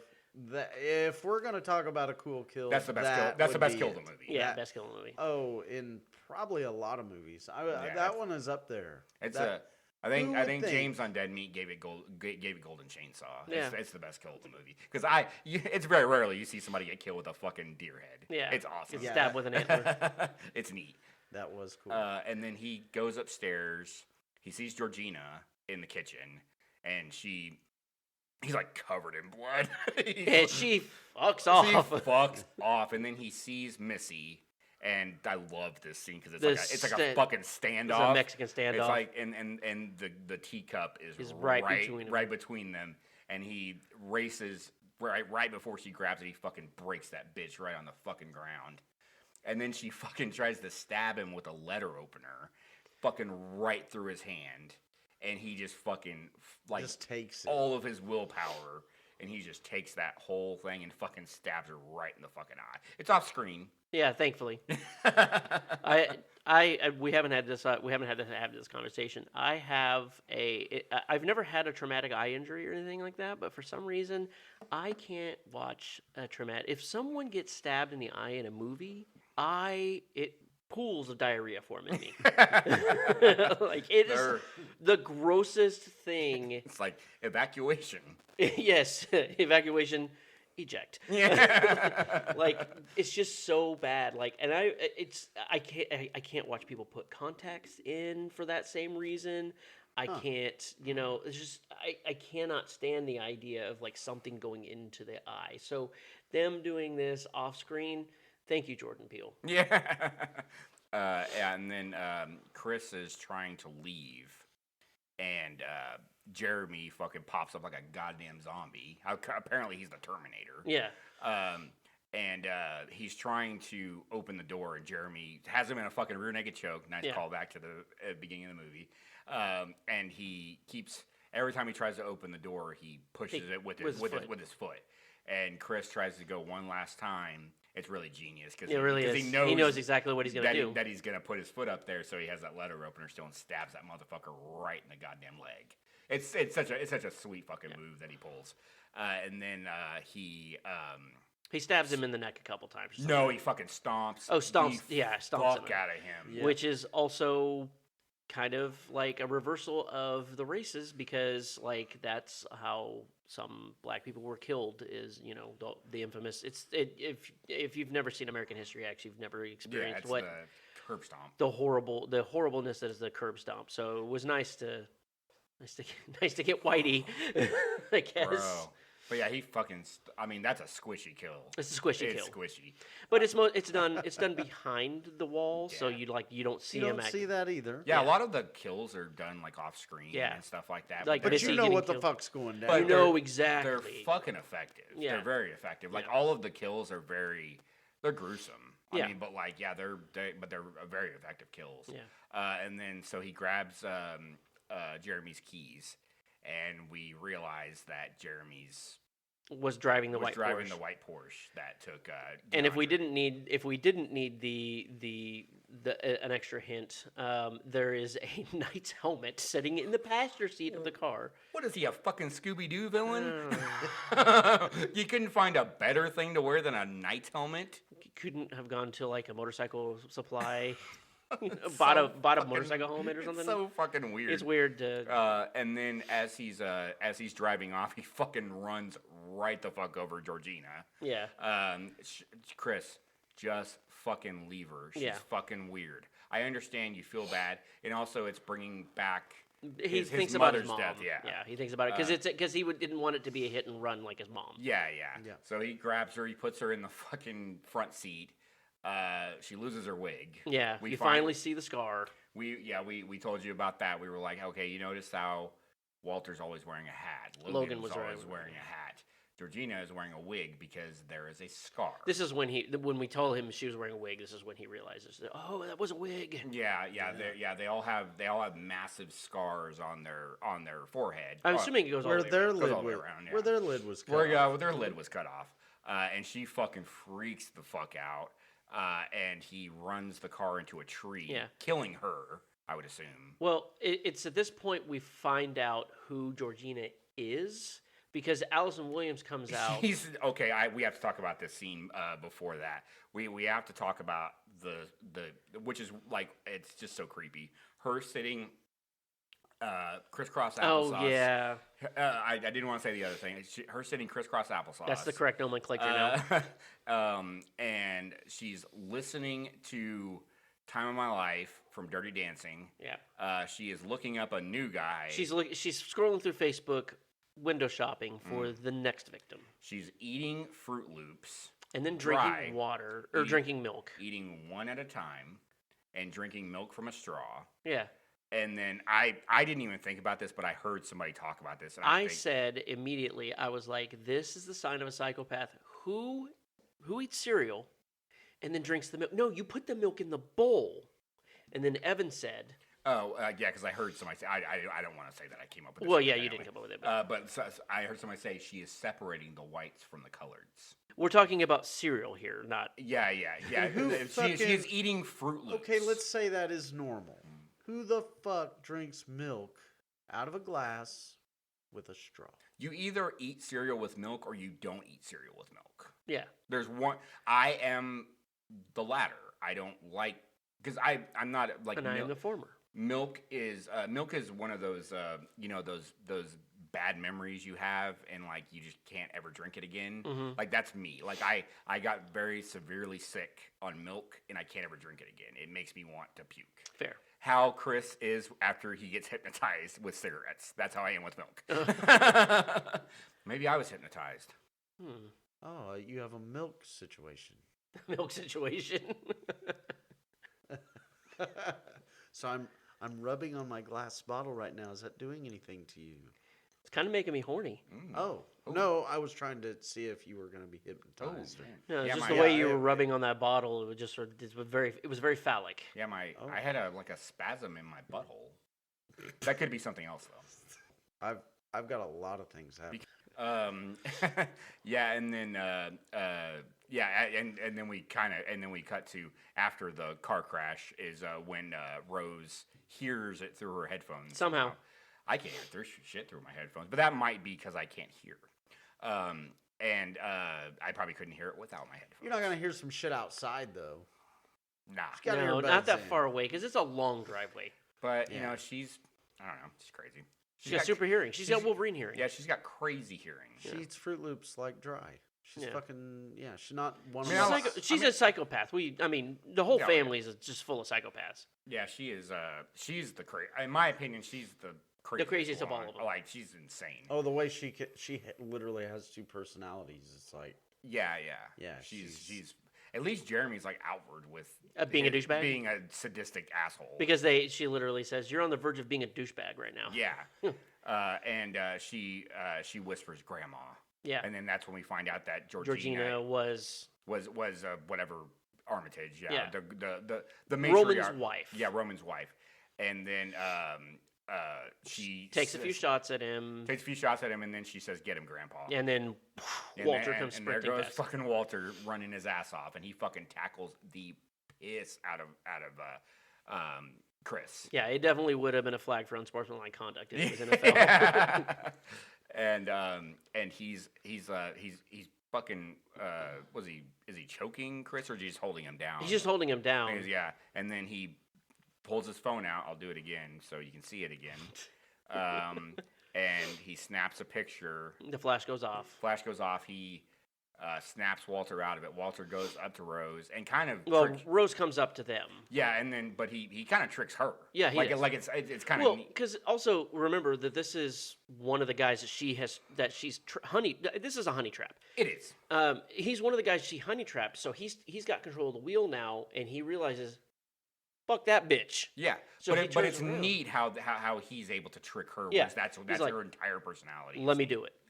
And he's like, Because she thinks he's grandpa. She Yeah. thinks he's grandpa. She doesn't realize that he got snapped out of it. yeah, and then so he turns around, shoots her in the stomach. Yep.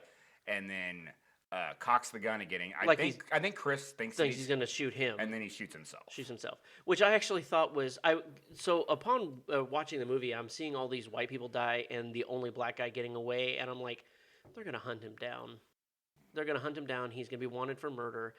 But then Walter shoots himself. Yep.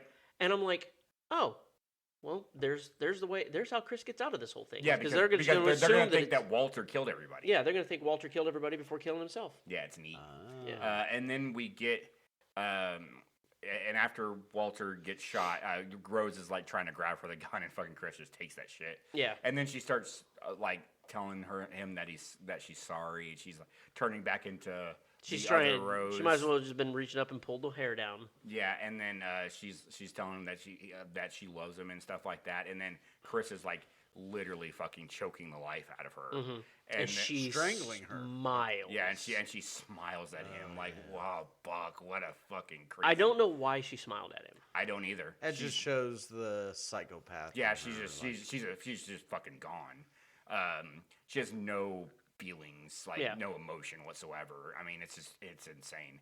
And Or then, maybe she has a choking fetish. Who knows? I'm not going to knows? yuck anyone's yum. nah, fuck it. I mean, choking's look. As long as it's As long as it's consensual. consensual and stuff, do what you do. Yeah. Consent is king. Mm-hmm. You all right over there? Yeah, I'll be all right. I think Kendall knows somebody who has a choking fetish. Yeah, You said- he's like, I don't want to yuck anybody's yum. Yeah, I think that's you what he's laughing about it you because said he's like, you yuck. said two funny words. You said yuck somebody's yuck. Yeah, you said two funny words. Love you, Kendall. And yeah, and then as he kind of lets her go, and then we see fucking lights. And this is From from what we think is a police car, and Kendall's like, "Fuck off," because at that point you're like, well, they're gonna either arrest him or fucking shoot him. shoot him because he's now standing over the body of a white woman. Yeah, and we see that. We'll talk about that after we realize that they open the door. It says airport, and so we know, fuck yeah, Rod's here. Yeah. But I will tell you. Well, did you see that? Also, Rose sees the siren. She thinks it's a cop. And she's like, help. So she's like, help, help. And then the door opens and it says airport. And she's like, Fuck. But originally, that was the ending. Originally, that was supposed to be a cop.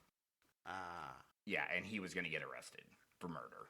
yeah. And then Jordan Peele was like, fuck that. no. That's way too dark. I'm not doing that. So he switched it. That I was like, well, this movie ends shittily.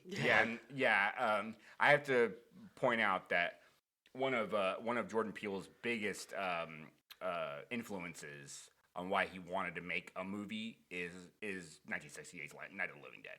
Mm-hmm. He loves that movie because he points great out movie. that George Romero is trying to say a lot of stuff, and George Romero always says, I wasn't really trying to say that, but if that's what a lot of people take from it, that's okay. Mm-hmm. But like, it's not really what I was trying to do. But and we won't talk about that movie because we have yet to watch that movie. But Yeah. it is a big influence on him, and maybe when you watch the movie, you'll understand why. And You said 1968. 1968. 1968's Night of the Living Dead. That's when Elvis made his comeback. Oh, was it? Yeah. It's also the 68 year show. that Martin Luther King was shot. Do I need to replay the fun facts music over this? Yeah. A little Yeah, bit? I just watched a documentary on Elvis, and that's Oh, when he really? did that. I don't know what channel it would have been on, but that was like his comeback. Oh, when he was Fat Elvis? No, not Fat Elvis. Okay. Like the beginning of the end. Yeah, well, yeah, because what was it, 72 when he died? Yeah. 77? No, 77. 70 something. He was 42 when he died. Yeah. He, Sorry. but yeah, what You said 68, and I was like, oh yeah, the 68 show, Elvis. Yeah. 68 was a great year. It really wasn't. It was No. it was probably one of the worst years in American history. Yeah. it really is. So much bad shit happened in 68. Shit happens. Like, And you said Martin Luther King Martin Luther King died and RFK died. died on my birthday. Yeah, they both were assassinated in that year. in 1968. Yeah, RFK was running April for president. 4th. Where were you? I was just bouncing around in a ball sack. Oh God, I knew you were gonna say some shit like that. But I was sharing it. Oh, wait, yeah, we know. I'm You gonna and be 4 real- billion of your friends. I'm gonna be real with you. Where we were all sharing Yeah. our respective ball sacks. Shut. Okay. It's bad enough that I have to know that my birthday is November, which means that I am the product of my parents fucking on Valentine's Day. Hmm? What was mine? January. Weird. It's weird. it was just a day. Easter. Maybe they banged on Easter. Well, no, Oh that, my God, we're talking about this. no, that would have been 6 months. No. October, bro. Yeah. You're 9 right. months would be January. Yeah, you're right. Jesus Christ. I guess I'd Good be thing a this fourth- isn't a math podcast. Yeah. we'd I'd be be 4th thrown of off July. we'd be Listen. thrown off the air. Listen, it was a calculated risk, and I'm bad at math. No, it was January. I maybe it was like a New Year's Eve thing. Maybe it was Martin Luther King Jr.'s birthday. Oh, it could have been. Yeah. They were celebrating Martin Luther King Jr.'s birthday. And so we learned that it's Rod, and Chris gets into the car with Rod, and Rod, it's just silent. And Rod's like, I told you. Don't go in that I house. told you don't go in that white people's house. As he's covered in blood Yeah. and all fucked up. Yeah. And he's like, how did you find me? He's like, T.S. motherfucking A. We handle shit. Consider this shit handled. Handled. Credits. What a fucking goddamn movie, dude. Well, then it just says get out. Yeah. Yeah. Yeah, that I think that ending was way better than a cop showing up. Yeah, that would've been- For absolute sure. Yeah, that would have been super dark. Yeah. Like, And I'm like, I don't like this movie anymore. Yeah. yeah, It would've he been goes a- through all of this, survives all of this, only to end up. It would have been impactful. I will would have say. been, I yeah. would. I mean, to It- really set the He- message home. Originally, he was like, well, this would be the more realistic ending. Yeah, And he was like, you know what? I don't want to. I All don't this wanna- other shit, fuck that. I'm not doing the realistic I want to ending. give him some hope. Yeah. There- So yeah. I love this movie. I think the performances, top to bottom, are fantastic. Yep. I don't think there's a bad performance in this movie. No, I don't really think there's. No. Yeah, I don't really think there's a bad. No, all the acting is top notch. Yeah. I mean, the cast is just insane. I mean, it's Daniel Kaluuya fucking just killing it. First thing I ever saw him in was this. Mhm. I never heard of him before, and I was like, this guy's amazing. Then he went on to. He was in Black Panther. I haven't really seen him in a whole lot since then. He was in God, what was that? I can't remember the name of that. He did another movie. It was like was it like the history of like it was one of the Black Panthers movie? Like not Black Panther. No. The Black Panthers. the Black Panthers, yeah. And he's in, of course he was in Nope. Most recently, that's the most recent thing I've seen him in. And then And that's another horror movie. Isn't it's a Jordan Peele. Another Jordan Peele horror Another movie. Jordan Peele movie. It's real good. All of his movies have been good. And then you have Allison Williams, like I said, for horror fans, they would know her from Megan. Yeah. She's kind of known as a scream queen now because she's been in quite a few horror movies.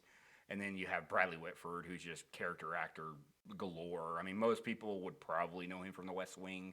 That's what he's most famous for being in is The West Wing.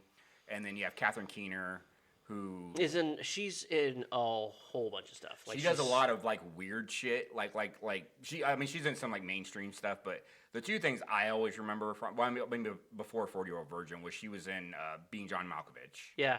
And then which is a weird movie. It is a real weird movie. Fucking Spike Jones being Spike Jones. That was Get Out. What'd you think? I thought it was really good. I really have. I mean, I have a lot. There's a lot to think about, and it's a real thinker. It's a I read the word psychological so many times when I was like just trying to get a grasp for what this movie is, because I can't just sit there and drive myself crazy. So I watch the trailer. I read a little bit about it. Nothing to spoil it. Yeah.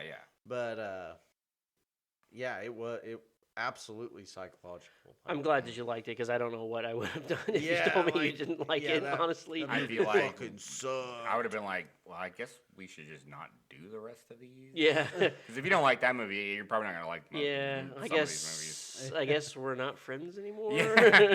This is where we part ways. Yeah. That's it. Because I think that movie's And fantastic. that would have broke my heart. Yeah. Like I said, it was nominated for Best Picture, Best Director, Best Actor for Danny Kaluuya, and Best Original Screenplay from Jordan Peele, which he won. Yeah. A fucking horror movie won a goddamn Oscar. Yeah, it's just the messaging. I mean, like if you go back and rewatch like Key and Peele, they touched on a lot of the intricacies of what their lives, because both of them are of mixed heritage. So they got to kind of experience both worlds. Yeah. And so that's kind of what he I don't think he specifically went out to make people in this movie like white people to make it look like a bunch of bad guys, but like it worked because it showed the pandering and the who do you think had the best credit score? Probably the dad. Yeah, that's the only answer. Yeah. Like, I mean, mom could have also. They both had pretty good credit scores. I mean, Yeah. it's old money. Yeah, it is old money. Yeah. Who do you think had the worst credit score? Because I know who my answer is. I hope it's that bitch fucking Rose? Rose. Yeah. Nah, she probably has a good credit score. I think the person with the lowest credit score is probably Rod, which is Yeah, unfortunate. probably Rod. It is Rod. He Yeah, didn't Or have the his- dog. Rod. The didn't- dog. Well, How about that? Well, dogs don't have credit scores. They could. You gotta have a social security number. I think we all agree on who our MVP is, so we'll say it on 3. 1, 2, 3. Rod. Yeah. All day, son. Yeah, he was literally the hero at the end of the movie. was, He yeah. showed up. Yeah. Like he handles shit. Yeah. He Because he works for the TS motherfucking A. Yeah. He sussed everything out from 3 hours away, or from wherever they were. Yeah. Like He'd be watching all that A&E shit, man. He knows all of his shit. Like, we forgot to talk about his little Jeffrey Dahmer thing. Oh, Yeah, but it wasn't important, but it was fucking hilarious. Yeah. It's like one of the funniest things in that movie. It's just like he was eating shit out their heads. Yeah. He was fucking them, but they were, the heads were gone, but it was a whole Jeffrey Dahmer shit. Yeah. He was still sucking the dick, but that's different Jeffrey Dahmer. That's Jeffrey Dahmer shit. Like least valuable player, I don't know. I'm Jeremy. Jeremy's the worst. But I like his performance. What would you give it on your new, brand spanking new Scarometer? It wasn't scary. Mm. It just fucked with you. Yeah. The whole I was locked in a cage. I felt like I was locked in, and somebody was just poking me with a hot stick. Over and over. A hot stick. A hot stick. It wasn't. I got a hot stick for you. Yeah, Oh, I know. Jesus. Yeah, and that's just kind of how it feels. It's like it's not. It's just. I think the first Scarometer that I read, just unsettling. Just fucking that word just describes it the best. Yeah. Because it brings a lot to light that you don't really think about a lot, but it's so Uncomfortable is the word I would use. very uncomfortable and settling, and it just brings things to the surface that you don't think about all the time, but it's reality for a certain demographic in our population. Yeah, that we have never experienced and will never. Yeah. And that maybe I do to them. My favorite movie's 8 Okay, Seconds. so let me talk. So there's this whole movement of people like that are all super pissed off about like they're like, oh, I'm white. Where's my privilege? I don't see my privilege or whatever. Okay, Yeah, here's the definition of white privilege. If I get pulled over, I think, oh shit, I'm gonna get a ticket. If a black person gets pulled over, they think, ah shit, I might get shot. Yeah. That's white privilege. Yeah, that's all you need to know. I I've have- never thought about that in my life. I have never in my lifetime ever had a bad encounter with a police officer. I have never once felt threatened. I have never once felt uneasy. I've been, like I get pulled over and I'm just like, oh crap, what did I do and stuff like that. Like it's the adrenaline pumping. But like I've never once been like, they're gonna force me out of the car. I'm gonna be eating some pavement. I'm gonna take a ride downtown. That's best case scenario. Worst case scenario, I'm gonna get fucking shot and I'm gonna die. I've never had to have that. I've never had to experience that. That's white privilege. We lived very different childhoods. I have never worried about that when I got pulled over. Yeah. That's never been a thought in my head when I got pulled over to be like, man, I might get pulled out of the car and they might hit me with a couple of kidney shots. Yeah. I've never thought about that. I'm like, I'm gonna get a ticket. this is a lame part of my day. Yeah. This is gonna be a crappy story to tell someone. Yeah. But I am going to live to tell it. But yeah, I've never ever. And if you experienced think that. about it, at the end of the movie, if Daniel Kaluuya had been a white guy and that had been a cop pulling up, he would not have he would have asked. You would not immediately have said, "Oh fuck." Yeah, you would have been like. True. That's yeah. true. That's why I say that if that was to happen, it would have went. The impact would be. It would have done its job. Oh for yeah, sure. for sure. Because that's what it makes you think. Exactly. That's exactly what it makes. Because if it was the opposite with Rose, if it was Rose on over They wouldn't have even Chris's, question what was going on. You wouldn't have even be like, oh, thank God the cops are here. Yeah. That's exactly the first thought you would think. But that's how I was when I first watched the movie. I was like, oh fuck. Here Yeah, we go. immediately. That's impactful. That says something about us as a society. Well, it pulls back a curtain on like first thing you think of is, fuck, he's gonna die. Yeah, that should not be the first thing. That should be the first thing. Just because he's a black man. Yeah, that's crazy. That is the first thought that comes in your head is like, oh man, he's gonna get shot. Yeah, he's gonna die. Yeah, it's a cop. Like in horror movies, we're supposed to think that when the cops show up, oh, we're saved. It's over. Yeah, it's over. Yeah, the killing spree's done. We're all good. But because of the situation and everything that's been told to you throughout this film, not throughout the film, but throughout your fucking existence as a human, that this is gonna go bad. Yep. For him, for our hero, because Chris is the hero, the final boy. He is a final boy. He's gonna fucking die. We never worried about that with Sydney or Lori. No. When the cops show up, we're like, oh, thank God the cops are here. But like with him, I'm like, oh, why'd you have to show up? Yeah. I was hoping he'd just walk off. Yeah. But yeah, so what would you give it on your scare meter? Like, So 5 is it going to be like 5? Is it going to be like a scale of 1 to 10? Is it going to be 10 the scariest or 1 10's like 1 to 10. Yeah, I think 10 is I just shit my pants, and 0 is this is for babies. Yeah, okay. It is probably a 4. A 4. On scary, just pure fear factor. It's unsettling. It sticks with you. Sticks with you. You're gonna think about it, but not in a bad way, in more of an enlightening way. Like oh wow, I need to be more aware of this kind of shit. Yeah, we're just like it makes you be like, I'm an intellectual.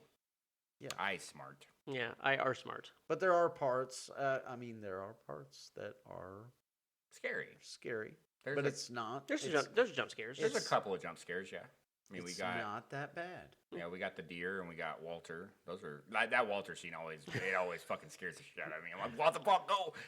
I can't believe he just stood there. I was like, fuck that. I'd be shitting my pants. I'd be in a fucking karate stance. Oh, when he's just fucking booking it out. Yeah, I would have been like, yeah. And you don't know karate. No, I don't know karate. I would have been going for a throat punch immediately. Yeah, well, like Jeremy, you in MMA, you're about to see something. And he didn't even flinch. I'm like, dude, this dude's way bigger badass than me because he's like JBL clothesline from hell. Oh yeah, I would have been fucking sweet chin music. Yeah, I would have been like, oh, Sean. Yeah, you would have heard JR in the background. By God, he's broken in half. That man has a family. All right. But yeah, I had a great time watching it. It really was a good time. Evan, where can we find you? You can find me at SmarkyMF on Blue Sky. Yeah. Because fuck the other place. Yeah, that's the bad place. And then you can also find me at Crit Happens 13 on Instagram. Yep. I am Gallus Dracon on Blue Sky as well. I am. That's the same thing everywhere else too. I am Gallus Dracon on all the other things on Instagram. If you want to find me on X, it's the same as my Blue Sky. It's SmarkyMFer. Well, my X is probably getting deactivated once I get rid of all. I want to make sure that he can't take any of my data. So, fuck Sissy SpaceX. Yeah. Where can we find you, Kendall? Nowhere. But I would like to remind any listeners that have any questions or comments that are constructive to... Or if you want to shit on him. Don't be an asshole. Don't be an asshole. Just leave if there's something you can give us that might help our show along or make it more appealing to a listener, that please. You can do that by emailing us at khhorrorpodcast@gmail.com, and we are also on Blue Sky at Kendall Hates Horror. And you can also follow us on Instagram at Kendall Hates Horror. Indeed. So, gents, we want to talk about what we're doing next week. Oh, buddy. We got a heavy hitter. I already forgot. What is it? Oh, it's going to be a surprise to you. It's 1978's Halloween. Yeah, the OG. The Michael Myers is going to be here, or the Shape, as they call him in this movie. They never call him Michael Myers. Yeah. Oh, good God. Well, they do call him Michael Myers, but he's known as the Shape in the cast and stuff like that. That's just what he's known as. Yeah. But we're going to Haddonfield. Yep. This is our first foray into slasher. So well, I mean, Sleepaway Camp, but this is like slasher. This is our first like real big hitter. This is our big hitter. I'm excited. Are you? This is probably going to be the first one that actually might like break him. Like I'm not saying break him, but like this is the one where he's going to be like, all right, let's do this. And I'll have to slap him around. No, actually, he was telling me today. He's like, I don't think that one would be too bad. Okay. It's possible. We'll see. Good God. All right, I ain't doing it. But yeah, so I give up. All right. Well, the problem is we can't find another Patsy to come around here and watch horror movies with us that haven't seen this shit. Everyone else has seen them. So you're fucking stuck. Yeah. But yeah, so please join us next week. I mean, obviously, you know, everybody's except for this guy apparently has seen Halloween, I guess, except for you. Let's start making the things that happened to Chris in this movie not happen anymore. Yeah. Be kind. We all bleed red, especially the people that are going to get killed in Halloween. Oh fuck. Any parting words? Well, and since we're watching Halloween, totally. Kendall? I love you all. Hail Satan! All right, guys. Come back and join us next week.